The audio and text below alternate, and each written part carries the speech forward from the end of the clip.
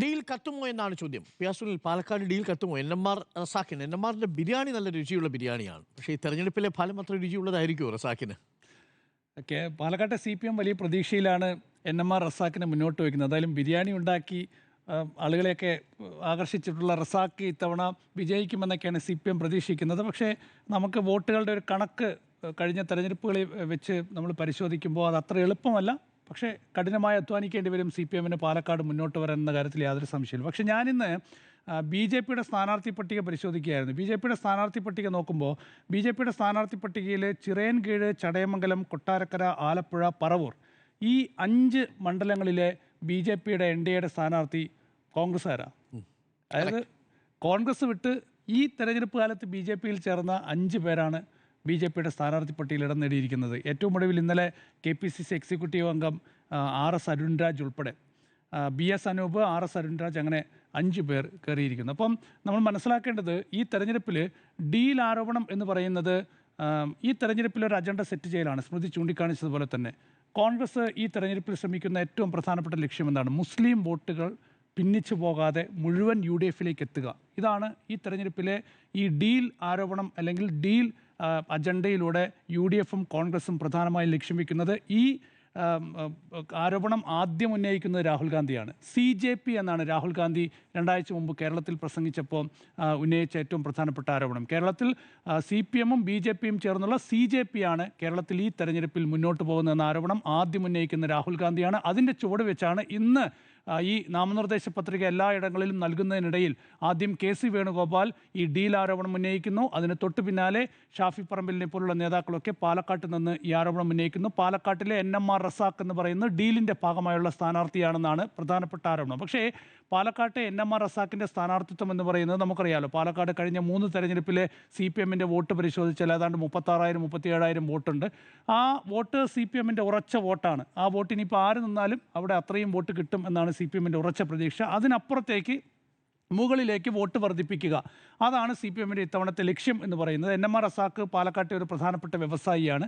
സ്വാഭാവികമായും വ്യാപാര രംഗത്തുള്ള വ്യാപാരിയാണ്, ഹോട്ടൽ രംഗത്ത് പ്രവർത്തിക്കുന്ന ആളാണ്. അപ്പോൾ വ്യാപാര മേഖലയിലെയും വ്യവസായ രംഗത്തെയും ഒക്കെ തന്നെ ആളുകളുടെ പിന്തുണ കിട്ടും, അങ്ങനെ വോട്ട് വർദ്ധിപ്പിക്കാനാകുമെന്നതാണ് CPMൻ്റെ അല്ലെങ്കിൽ ഇടതുപക്ഷത്തിൻ്റെ പാലക്കാട്ടെ പ്രതീക്ഷ എന്ന് പറയുന്നത്. തെരഞ്ഞെടുപ്പ് എന്ന് പറയുന്നത് ജയിക്കാൻ വേണ്ടി നടത്തുന്നതാണ്. അത് ജയിക്കുന്നതിന് പല മാർഗ്ഗങ്ങളും ഉണ്ടാകും. ഡീൽ ആരോപണമൊക്കെ ഇന്ന് തുടങ്ങിയല്ല. 1991 കോലീബി സഖ്യം എന്നുള്ള വലിയ ആരോപണം അന്ന് ഉയർന്നു വന്നതാണ്. അന്നത് യാഥാർത്ഥ്യമാണ് എന്ന് KG മാരാർ ആരാണെന്നറിയാലോ. KG മാരാറിൻ്റെ പുസ്തകത്തിൽ വളരെ കൃത്യമായി തന്നെ എഴുതിയിട്ടുണ്ട്. അന്ന് വടകരയിലും അതുപോലെ തന്നെ കോഴിക്കോട്ടുമൊക്കെ നിന്നിട്ടുള്ള ബേപ്പൂരൊക്കെ നിന്നിട്ടുള്ള സ്ഥാനാർത്ഥികളുടെ കാര്യത്തിൽ അന്ന് കോലീബി സഖ്യം ഉണ്ടായിരുന്നുവെന്നും എങ്ങനെ അത് പ്രവർത്തിച്ചുവെന്നും കരുണാകരൻ ആ സഖ്യത്തിന് വേണ്ടി വലിയ ഗൗരവത്തോടുകൂടി ഇടപെട്ടു, വലിയ താല്പര്യത്തോടുകൂടി ഇടപെട്ടു എന്നൊക്കെ വളരെ കൃത്യമായി പറയുന്നുണ്ട്. അന്ന് ആ കോലീബി സഖ്യത്തിന് വേണ്ടി നടന്നിട്ടുള്ള യോഗങ്ങളെക്കുറിച്ചുമൊക്കെ KG മാരാർ വളരെ വിശദമായി എഴുതി വെച്ചിട്ടുണ്ട്.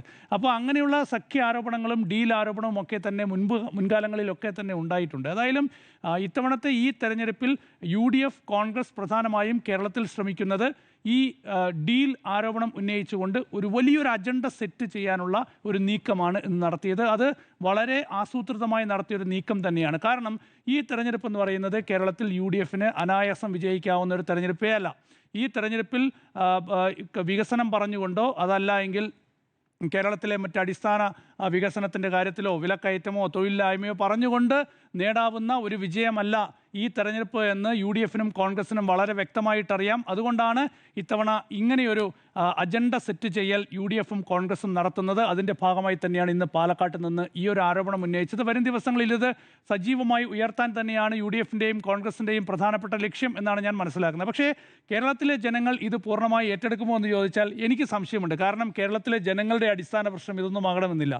അവർക്ക് അവരുടെ ദൈനംദിന ജീവിതവുമായി ബന്ധപ്പെട്ട് അവരെ ബാധിക്കുന്ന വിഷയങ്ങൾ തന്നെയാണ് ഓരോ തെരഞ്ഞെടുപ്പിലും ജനങ്ങളെ സ്വാധീനിച്ചിട്ടുള്ളത്. അത് ഇത്തരം വിഷയങ്ങളൊക്കെ തന്നെ ഒരു പരിധിവരെ വളരെ ചെറിയ തോതിൽ അവരെ സ്പർശിച്ചു പോകും എന്നതിനപ്പുറത്ത് അവരുടെ അടിസ്ഥാന പ്രശ്നങ്ങൾ മറ്റ് കാര്യങ്ങൾ തന്നെയായിരിക്കും. പക്ഷേ ഞാൻ കുറച്ചുകൂടി ഒരു ദേശീയ തലത്തിലേക്ക് നോക്കിയാൽ എനിക്ക് തോന്നുന്നു ഈ തെരഞ്ഞെടുപ്പിൽ VD സതീശൻ നൽകിയൊരു വാക്കുണ്ട്, ഏറ്റവും വിസ്മയം എന്ന് പറയുന്നത്. യഥാർത്ഥത്തിൽ BJPയുടെ ഏറ്റവും വലിയ വിസ്മയമായിരുന്നു ഹിമന്ത ബിശ്വ ശർമ്മ എന്ന് പറയുന്നത്. ഞാൻ ഈ ഡീലിന് ഡീലിനെ കുറിച്ച് പറയുമ്പോൾ ആദ്യത്തെ കോൺഗ്രസ് BJP ഡീൽ എന്ന് പറയുന്നത് ഹിമന്ത് വിശ്വാസ് ശർമ്മ BJP ഡീലായിരുന്നു. നോക്കൂ, ഹിമന്ത വിശ്വാസ് ശർമ്മ എന്ന് പറയുന്ന ഒരു അസമിലെ ഒരു കോൺഗ്രസ് നേതാവുമായി ഉണ്ടാക്കിയ ഒരു ഡീലിന് പിന്നാലെ വടക്ക് കിഴക്കൻ സംസ്ഥാനങ്ങൾ മുഴുവൻ BJP പിടിച്ചു. ത്രിപുര പിടിച്ചു, അസം പിടിച്ചു, ഒറീസ, അസം, അരുണാചൽ പ്രദേശ് പിടിച്ചു, മണിപ്പൂർ പിടിച്ചു. എന്തിന്? അമിത്ഷായ്ക്ക് സാധ്യമായതിനപ്പുറത്ത് തന്ത്രങ്ങൾ. അതെ. അപ്പോൾ ഈ ഡീൽ എന്ന് പറയുന്നത് പിന്നീട് മധ്യപ്രദേശിൽ ജ്യോതിരാദിത്യ സിന്ധ്യയുമായി ഉണ്ടാക്കിയ ഡീൽ, മഹാരാഷ്ട്രയിൽ അശോക് ചവാനുമായി ഉണ്ടാക്കിയ ഡീൽ. അപ്പോൾ നിങ്ങൾ നോക്കൂ, ഈ ഉത്തരേന്ത്യൻ സംസ്ഥാനങ്ങളിലായാലും വടക്ക് കിഴക്കൻ സംസ്ഥാനങ്ങളിലായാലും ഇന്നത്തെ BJP നേതാക്കളൊക്കെ കോൺഗ്രസ്സുകാരാണ്. എവിടെയെങ്കിലും ഒരു ഇടതുപക്ഷ നേതാവിനെ നമുക്ക് ചൂണ്ടിക്കാണിക്കാൻ പറ്റും? ഒരു CPIM നേതാവിനെ നമുക്ക് ഏതെങ്കിലും ഉത്തരേന്ത്യൻ സംസ്ഥാനങ്ങൾ, CPM ഉത്തരേന്ത്യൻ സംസ്ഥാനങ്ങളിൽ ഇല്ല എന്ന് പറയും, പക്ഷേ കുറച്ചൊക്കെ തന്നെയുണ്ട്. ഒഡീഷയിലാണെങ്കിൽ ഒരു CPIM MLA ഉണ്ട്. ഒഡീഷയിലാണ് കഴിഞ്ഞ രാജ്യസഭാ തെരഞ്ഞെടുപ്പ് നടന്നത്. രാജ്യസഭാ തെരഞ്ഞെടുപ്പിലൂടെ 3 കോൺഗ്രസ് MLA-മാരാണ് കൂറുമാറി BJPക്ക് വോട്ട് ചെയ്തത്. പക്ഷേ അവിടെ ഒരു CPIM MLA ഉണ്ട്. ആ CPIM MLA ഇന്നലെ ഒരു ഫേസ്ബുക്ക് പോസ്റ്റ് ഇട്ടു. അദ്ദേഹത്തെയും സമീപിച്ചു, അദ്ദേഹത്തിൻ്റെ വോട്ടിന് വേണ്ടി BJP സമീപിച്ചു. പക്ഷേ ഞാൻ തരില്ല എന്ന് പറഞ്ഞ് അദ്ദേഹം ഫേസ്ബുക്കിൽ പോസ്റ്റ് ഇട്ടിട്ടുണ്ട്. അങ്ങനെയെങ്കിലും CPM-കാർ പ്രതികരിക്കുന്നുണ്ട്. ഏതായാലും ഈ ഡീൽ എന്ന് പറയുന്ന ഒരു വിഷയം എന്ന് പറയുന്നത് രാജ്യത്താകെ നമ്മൾ നോക്കിയാൽ ഓരോ സംസ്ഥാനത്തും ഉത്തരേന്ത്യൻ സംസ്ഥാനങ്ങളിലൊക്കെ തന്നെ ഈ ഡീലിൻ്റെ ഭാഗമായി കോൺഗ്രസിൽ നിന്ന് വലിയ ഒഴുക്കാണ് BJP-യിലേക്ക് ഉണ്ടായിട്ടുള്ളത്. കർണാടകത്തിലും തെലങ്കാനയിലും അവിടെ ഹൈക്കമാൻഡിൻ്റെയോ നാഷണൽ കോൺഗ്രസിൻ്റെയോ മറ്റേ എന്തെങ്കിലും പ്രത്യേകത കൊണ്ടല്ല ആ 2 സംസ്ഥാനങ്ങൾ കോൺഗ്രസിൻ്റെ കയ്യിൽ നിൽക്കുന്നത്.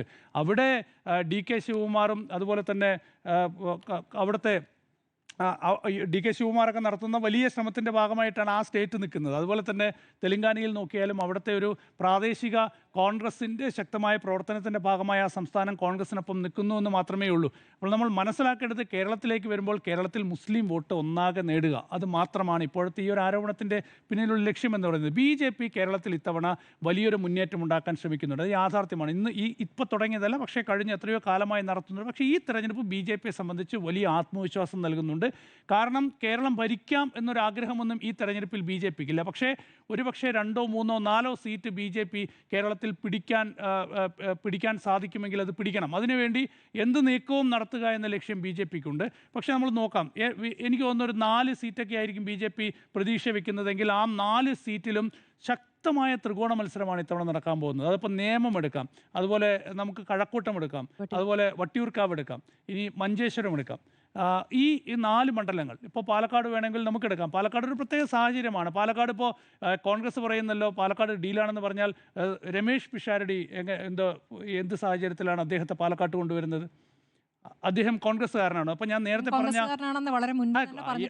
അദ്ദേഹം കോൺഗ്രസ് സിനിമാ മേഖലയിൽ നിന്നാണ് അദ്ദേഹം. അതേസമയം ഇപ്പോൾ ഈ സീറ്റ് കിട്ടാത്ത തുടർന്ന് എത്ര കോൺഗ്രസ്സുകാരാണ് ഇത്തവണ രാജിവെച്ചത്, എത്ര പേരാണ് BJP ചേർന്നത്. അതുപോലെ കോൺഗ്രസിന് വേണ്ടി നമ്മളൊക്കെ പറയാറുള്ള പോലെ വെള്ളം കോരിയ എത്രയോ ആളുകളെ. ഈ രമേശ് പിഷാരടിക്ക് ഒരു പ്രത്യേകത ഉണ്ട് കേട്ടോ. രമേശ് പിഷാരടി കഴിഞ്ഞ പ്രാവശ്യം തോക്കുന്നു കണ്ടിട്ടും കോൺഗ്രസിലൂടെ നിന്ന ആളാണ്. കാരണം സാധാരണ സിനിമാക്കാർ കാണിക്കാത്തൊരു സംവിധാനം. പ്രചാരണത്തിന് വന്നിരുന്നു. വളരെ എളുപ്പമാണ്. ഈ നമ്മൾ നോക്കിയാറില്ല, ഇത്തരം കോൺഗ്രസിലേക്ക് വരുന്ന ആളുകളൊക്കെ അടുത്തൊരു അവസരം കിട്ടുമ്പോൾ BJP-യിൽ പോകുന്നതൊക്കെ നമ്മൾ എളുപ്പത്തിൽ കാണുന്നതാണ്. ഞാൻ പറഞ്ഞത്, കോൺഗ്രസിന് വേണ്ടി പ്രവർത്തിച്ച് കോൺഗ്രസിൻ്റെ കൂടെ നടന്ന് കോൺഗ്രസിന് വേണ്ടി അധ്വാനിച്ച് മുദ്രാവാക്യം വിളിച്ച് റോഡിൽ പോലീസിൻ്റെ ലാത്തിയടി കൊണ്ട് വീണ എത്രയെത്ര കോൺഗ്രസ്സുകാർ ഈ തെരഞ്ഞെടുപ്പിൽ പൊട്ടിക്കരഞ്ഞുകൊണ്ട് വാർത്താസമ്മേളനം നടത്തിയിട്ടുണ്ട്. എത്ര പേര് ഈ കോൺഗ്രസിനൊപ്പം നടന്നിട്ട് കാര്യമില്ല എന്ന് പറഞ്ഞ് BJP-യിൽ ചേരുന്ന സാഹചര്യമുണ്ടായി. ഈ തിരുവനന്തപുരത്തെ നുഹൂർ എന്ന് പറയുന്ന യൂത്ത് കോൺഗ്രസ് നേതാവല്ലേ, നുസൂർ എന്ന് പറയുന്ന യൂത്ത് കോൺഗ്രസ് നേതാവ് ആരോപിച്ചില്ലേ അവിടെ തിരുവനന്തപുരത്ത് BJP കോൺഗ്രസ് ഡീലുണ്ടെന്നല്ല ആരോപിച്ചത്. അപ്പം ഞാൻ പറയുന്നത്, നമ്മൾ ഈ തെരഞ്ഞെടുപ്പിൽ യഥാർത്ഥത്തിൽ ഈ ഒരു ഡീലിൻ്റെ പിറകെ, ഇതിൻ്റെ ഒരു ആരോപണത്തിൻ്റെ പിറകെ പോകുന്നതിന് പകരം ജനങ്ങളുടെ അടിസ്ഥാന പ്രശ്നങ്ങൾ ഉയർത്താനാണ് കോൺഗ്രസ് പ്രധാനമായും ശ്രമിക്കേണ്ടത്. രാജ്യത്തെ പ്രത്യേക സാഹചര്യം നമുക്കറിയാലോ. കഴിഞ്ഞ ദിവസം തന്നെ നമ്മൾ ചർച്ചയിൽ ചൂണ്ടിക്കാണിച്ചതുപോലെ തന്നെ ഈ പാചകവാതക പ്രതിസന്ധി, ഇന്ധന വിലവർധനയുമായി ബന്ധപ്പെട്ട പ്രതിസന്ധി, അതുപോലെ തന്നെ അടിസ്ഥാന മേഖലയിലെ വിഷയങ്ങൾ, തൊഴിലില്ലായ്മ, ഇതൊക്കെ തന്നെ ഗൗരവമായ വിഷയങ്ങളാണ്. ഇത്തരം വിഷയങ്ങൾ ഉയർത്തി തെരഞ്ഞെടുപ്പിനെ നേരിടുന്നതിന് പകരം, രാഷ്ട്രീയമായി തെരഞ്ഞെടുപ്പിനെ നേരിടുന്നതിന് പകരം ഇത്തരം കുറുക്ക് വഴിയിലൂടെ ജനങ്ങളുടെ വികാരങ്ങളെ സ്വാധീനിച്ച് ജനങ്ങളെ വൈകാരികമായി ജനങ്ങളെ സ്വാധീനിച്ച് ന്യൂനപക്ഷ വോട്ടുകൾ സ്വന്തമാക്കാനുള്ള ഈ ഒരു രാഷ്ട്രീയ നീക്കം കോൺഗ്രസിന് ഗുണം ചെയ്യില്ല. ഉത്തരേന്ത്യയിൽ ആകെ കോൺഗ്രസിനെ ബാധിച്ച വലിയ തിരിച്ചടികൾക്ക് പ്രധാന കാരണം ഈ രാഷ്ട്രീയ നീക്കമായിരുന്നു. ഈ രാഷ്ട്രീയ നീക്കം കേരളത്തിനും കോൺഗ്രസിന് വലിയ തിരിച്ചടി ഉണ്ടാക്കും. ഇതാണ് ഈ തെരഞ്ഞെടുപ്പിൽ കോൺഗ്രസ് ഉപയോഗിക്കുന്ന ഒരു രാഷ്ട്രീയ മാർഗമെങ്കിൽ തെരഞ്ഞെടുപ്പിൽ വിജയിക്കാൻ.